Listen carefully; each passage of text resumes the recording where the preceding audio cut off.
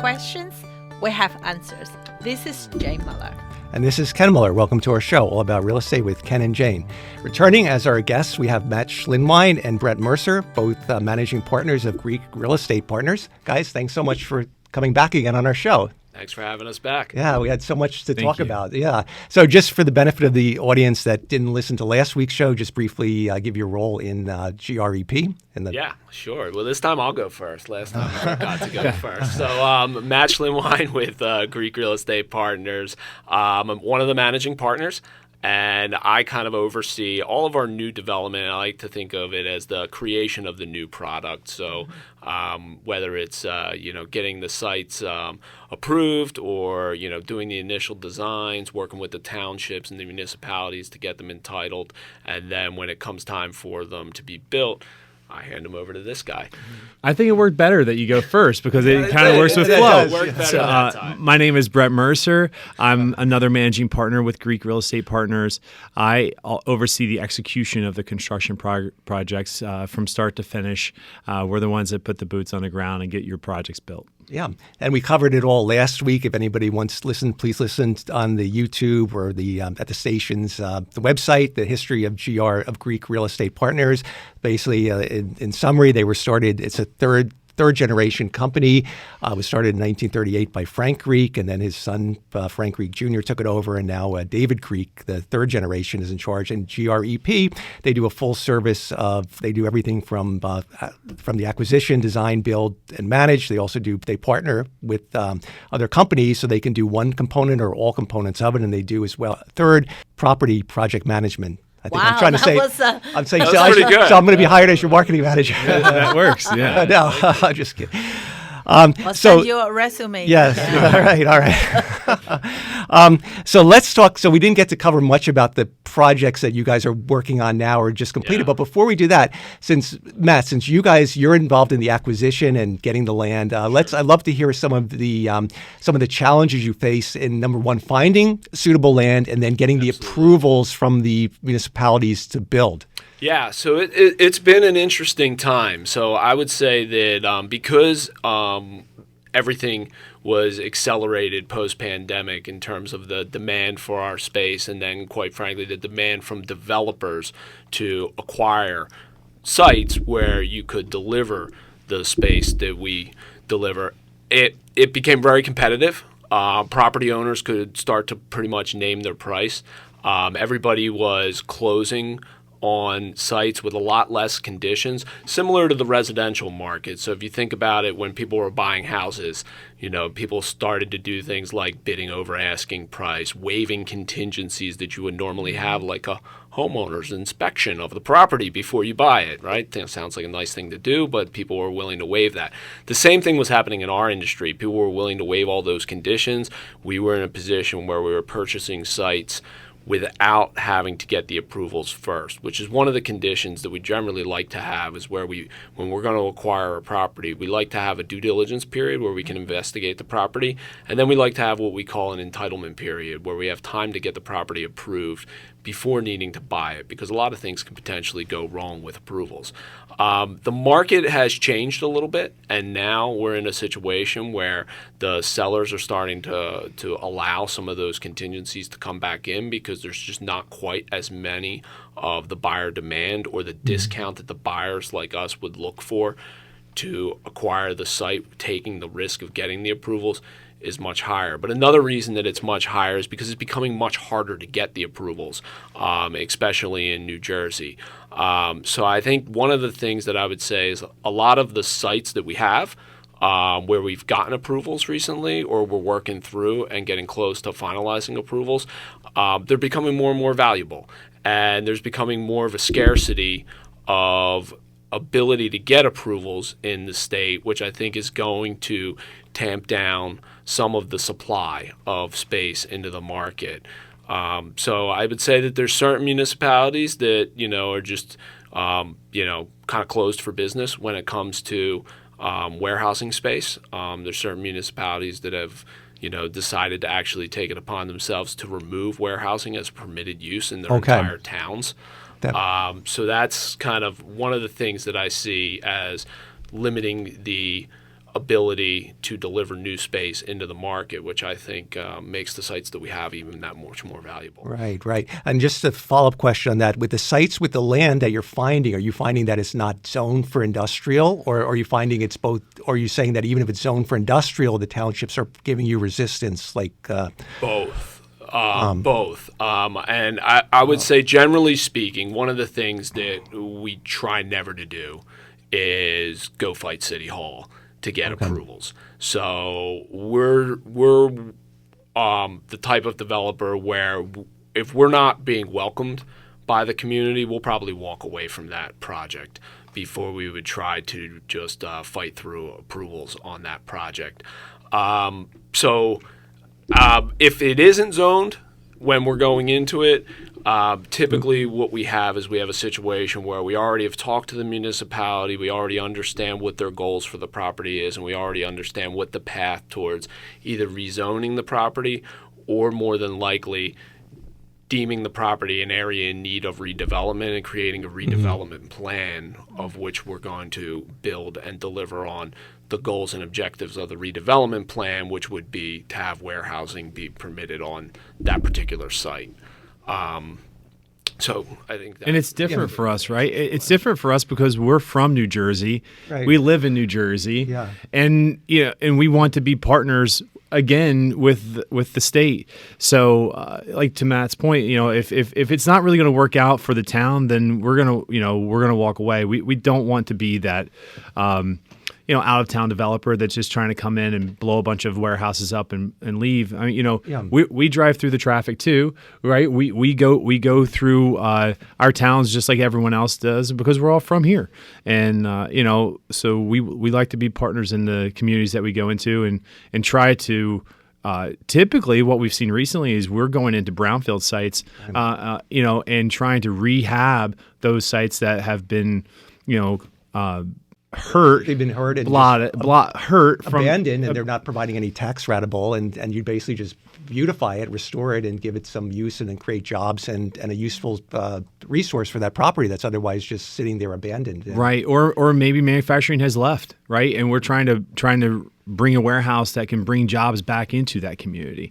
So those are the two things that at least we have focus on. Is that when we're building a warehouse, we're thinking about how do we better that community, not how are we trying to hurt the community in any way. We're thinking about how can we bring jobs there, how can we be a partner in that community. So sure, be a good neighbors. we like to Try. be. Yes. Yeah. So that's interesting. Certainly, your company is a good neighbors to East Brunswick. Yeah, you do. We all live in East. Yeah, Brunswick. everything is done first class, and Yeah. you maintain your warehouses in That's the right. tip-top shape. So Yes. Like I said, we live here too, right? So yeah. we want to be part of it. That's Yeah, right. and it's important to us too because that's going to enable us to create the environment where we can have the best clients and Yes. the best occupiers of the warehouse space. We're looking to lease buildings, but we're also looking for tenants that are going to be very high quality and are going to appreciate having nice buildings and keeping them nice. So that's one of the things that we constantly look for, and that's why we, take the additional time and spend the additional money to make sure we're maintaining the properties and keeping them in good shape, as well as for the new deliveries of our space. There's certain specs and certain things that we do with constructing our new buildings that we make sure that they're delivered, whether they're for ourselves or even for our third-party clients, to make sure they're delivered in a first-class manner and, buildings that are going to last. And are buildings that we would want to own ourselves as well. I think that's one of the things in terms of our third-party construction business that I think a lot of people appreciate when we start to work with somebody is that we're bringing owner's mindset to the build of the building.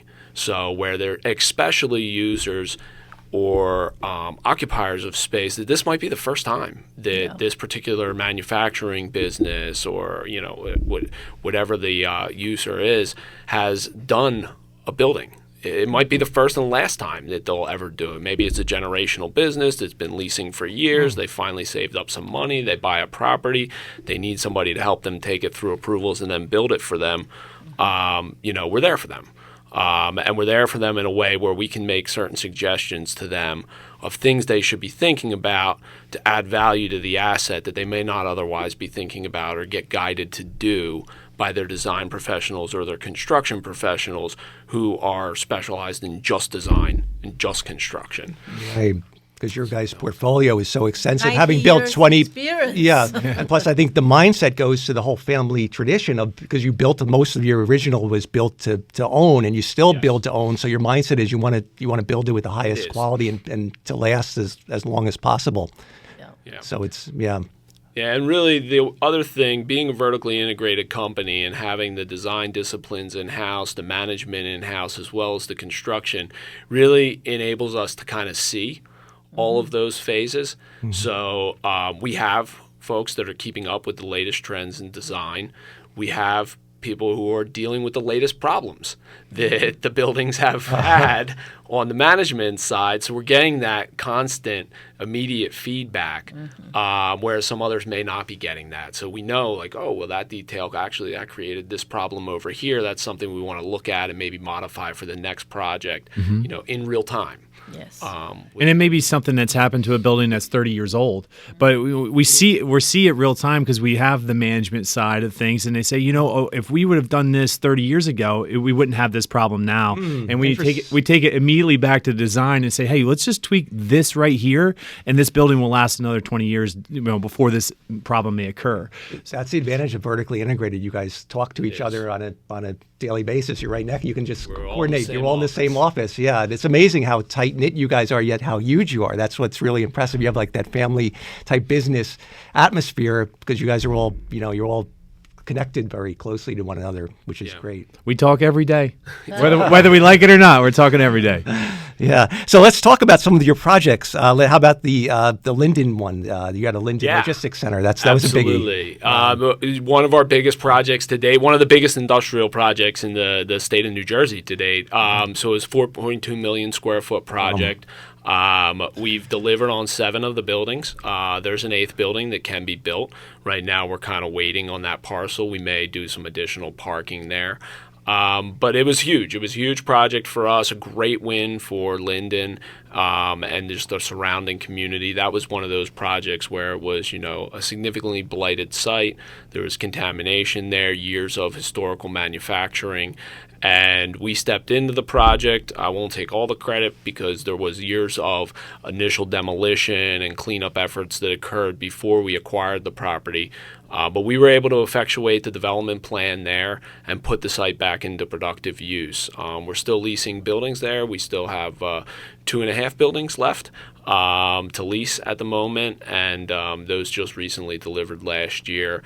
And on the construction side, we're looking forward to, having those new clients that are going to move into those spaces and doing that work, as well as, deciding on what we'll eventually do for the last building, which we've looked at some, there's been some activity, I would say, from some build-to-suit users on that last parcel as well, which, is nice that we've kept that and we have that ability. All of the rest of the space in the park was built on speculation to our standard specifications and then leased up either while it was under construction or, like I mentioned, some of it is still being leased up now after it's been completed. But that last parcel really gives someone the ability to come in and customize a design for them at the moment if they were looking to, had the interest in that area and were looking to do so. And the city of Linden is unique because it has a 100-foot clear where there's a lot of towns that you can't build 100 foot, but in this particular industrial area, they have the ability to build to 100 feet. So we could see a unique build to suit there. And that's pretty rewarding that the building on speculation worked out. Whoever did the speculation, because like we said last week's show, if it doesn't work out, then you could be in trouble because you're holding the bag. But if you're saying a number of the buildings are fully absorbed, which is a very rewarding thing to know at this point. Yeah, it was great. We built it in phases, so that was one of the nice parts is the earlier phases, having them be occupied and be occupied fast kind of can support our ability to have the latter phases at the current moment taking a little bit longer to lease up than maybe. I won't say maybe than we planned, but that, some may have thought with the post-pandemic trajectory of everything being leased prior to being completed construction would have allowed for. All right, very good. Why don't we take a short break? We'll be right back after these messages. Okay, welcome back to our show. So, guys, let's talk now about some of the green initiative that's being put into warehouse design and build, to make the warehouses more environmentally friendly, use renewable energy. I know you guys are very on top of that. Yeah, absolutely. So one of the things I would say is a significant demand over the last several years has been with large corporate ESG initiatives. The capital wants to know that its money is being invested and making a good return, but it also wants to know that the money is being invested in a way that's sustainable and a way that supports the environment. A lot of the money that's used for these projects comes from large pension fund allocators who are allocating pension fund investment money, and they don't want the story being that it's strictly for profit at the expense of the environment. So I think what we've seen is a heightened demand from our large capital partners for supporting their ESG initiatives and having the buildings be a little bit more environmentally conscious. One of the systems for benchmarking of environmental sustainability in buildings has been the LEED system. And one of the things that we're seeing more and more of from all of our capital partners is sort of a mandate that every building that we build be at least a minimum of LEED certified. So the interesting thing is when we undertook the Linden project that we were just talking about earlier, that was not necessarily at the time, because this was 5 years ago when we started conceiving the project and entering into the partnership. It wasn't necessarily a mandate of the fund that we're partners with, but it became a mandate along the way on the project. And one of the things that we were pleasantly surprised to find out is that with very little additional investment, with the buildings the way that we had already designed them, we were able to get those buildings to be LEED certified with very little additional effort and capital necessary to invest into those. And that park right now is in the process of all the buildings getting their certifications. One of the other things that we've really seen a tremendous uptick in, and this I'll say with the state and the state's initiatives, has been solar power and the ability to have community solar. Greek, on our existing assets, part of that 20 million square feet that we had talked about before of our existing buildings, we were fortunate to partnering again, with a company based in New Jersey to apply for the community solar program. For those of you who may not know what the community solar program is, so in New Jersey, there's the traditional way of doing solar has been you build the solar system, the person in the building uses that power, and you have to kind of align the size of the system to the size of the electric that the person in the building is using. Community solar is a little bit different. You build a big system on the roof, and that person just sells that power to multiple people throughout the community. So there's really not a limiting factor on the size of the system, and it's not tied to just one user.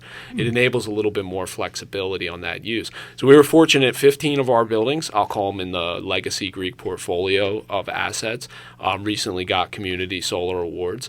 So that's pretty exciting. Those are going through design now, and those projects will start construction later this year. And that kind of goes to like Frank's vision of build it like you want to own it forever, because he was already designing for additional load of solar way before it was a state mandate. That's true. And in all the buildings that we've been delivering over the past, say, at least 10 years have been solar ready just by our design. And that was, it costs us a little bit more to have that, but it was way before the state mandate. And just a question on the solar, how much of the building's energy can the solar provide for if it's operating optimally? Yeah, so it's a good question. So it depends on the user of the building. And the answer is the solar systems that we're installing on a lot of those legacy portfolio buildings that we just mentioned with the 15 awards that we have, quite frankly, under the old solar rules with the behind-the-meter type system where the user of the building would need to use all the power, we couldn't have built the size of the systems that we're putting in because the system would actually provide maybe 5 to, in some cases, for some of the tenants who don't really have a huge electric demand, maybe 10 times the amount of electric demand that they have. So the answer is it can really provide all of it. All of it plus the community. Plus. So we're right now where we're at is with the new community solar rules, we're enabling the vendor that we're working with to be able to fill that rooftop completely because they don't have to worry about the fact that the system is larger than the demand of the tenant in the building. Yeah, so that's a really cool example of how a warehouse is helping the environment by using less generators to generate the electricity. You're saving the wear and tear on the environment by having these solar community banks that are providing energy for the community plus the warehouse itself. It's a great complementing use because of the size of the buildings and the scale and the amount of rooftop space that's available for that type of energy generation, which is a great, clean way of generating power, but takes up a significant amount of space in order to do it because of the way that the technology works.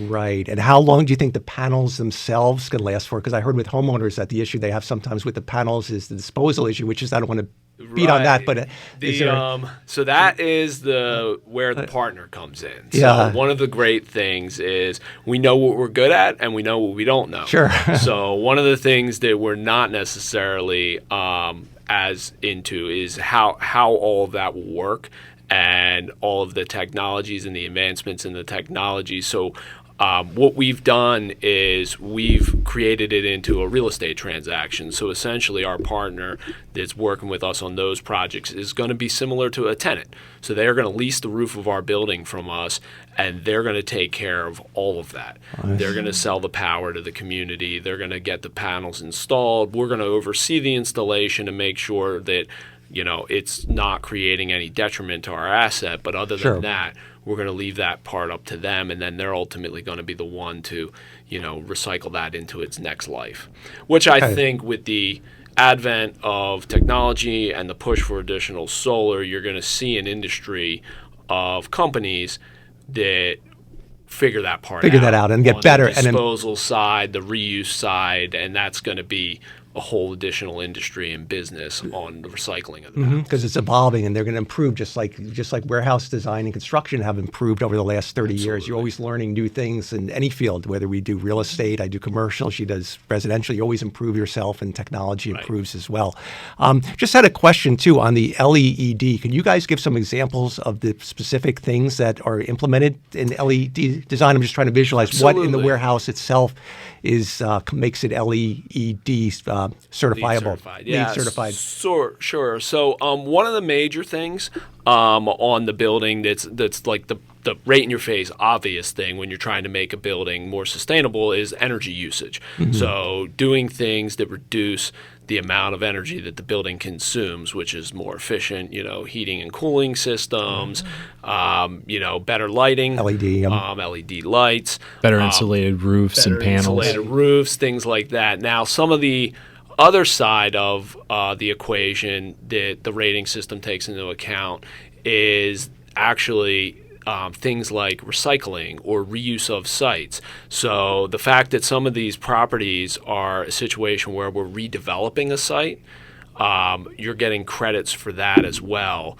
Because for instance, like crushing less obvious. Crushing an old building, creating recycled aggregate that you can now reuse. What about for the brownfield site itself? Do you get credit for that for LEED certification by for the fact you're taking a brownfield? Okay, that makes sense. That's Absolutely. all. So those are all good things. And then one of the other things that takes into account as well is things like natural daylighting of spaces, just for human workforce like health and safety and just mindset things like that come into, kind of like a well building. Yeah, we had that discussion about with the East Brunswick guys. I don't know if you know, there's a whole consideration to rebuilding a whole new school, and that was one of the reasons to maximize natural lighting, which they found is so important for the learning, the well-being, especially on these dark, cloudy days of winter. So it's all of our LED lights in our buildings are also locally censored. So a lot of the warehouse will stay dark. Most people don't know this, but a lot of the warehouse will stay dark until someone with a pallet or forklift will go through it, and then the lights will turn on ahead of them. And then when you're done, it turns back off, and it's another way of just saving a lot of power. Energy. And Wow. Yeah. Well, we are out of time again. It went so fast. We want to thank you guys both for coming on our show again. Really appreciate we really enjoyed it again. Thank you for having us. Oh, you're welcome. Thank you for your time. All right. Hope everyone enjoyed it. We'll see you next week. Bye for now.